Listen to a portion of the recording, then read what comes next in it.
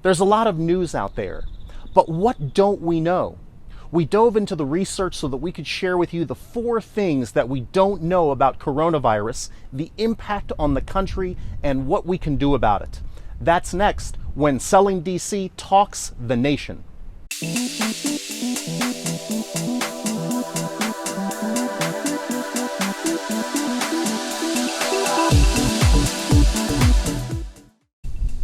I'm JP Montalvan, your sales, service, and success advisor.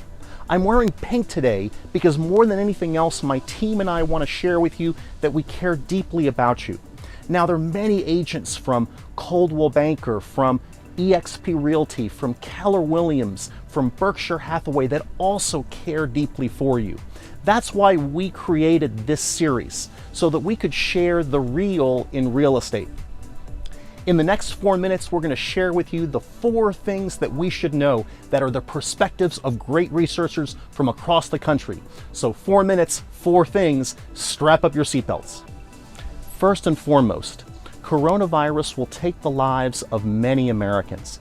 It's going to touch all of us, our friends, our family members, our loved ones.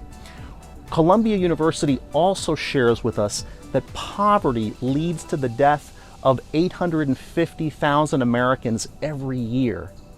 We can't let that happen either. An increase in poverty means an increase in poverty-related deaths. So, work from home is not a long-term strategy.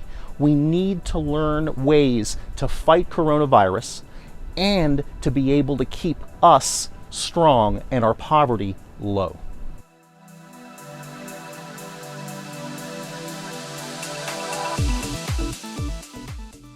Second, 88,000 Americans lose their lives every year from anxiety and depression, and that doesn't include the effect of coronavirus.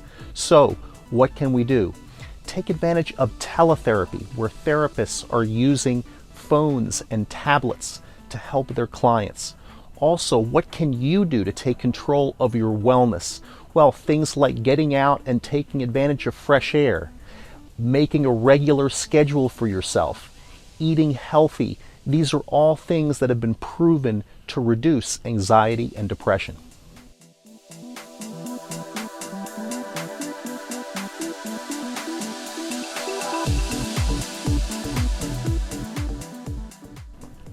Third, they say that history never repeats itself, but it often rhymes. Well, people are looking at the Spanish flu of 1918 for a model of what happens next. Well, the Asian flu of 1957 and 58 might be a better comparison.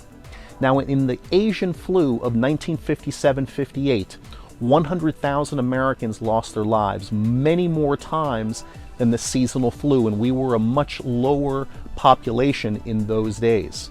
Now, that had about a 0.75 to 1% death rate, lower than what China's facing right now, but today we have better education and we also have better health care.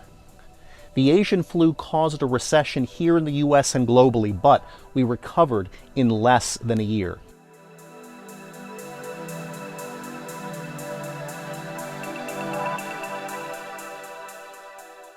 From the July peak in the S&P 500 to October, the market dropped 20.7%, but it recovered in about a year, and it was never that low again, and in fact has risen very significantly over the years following.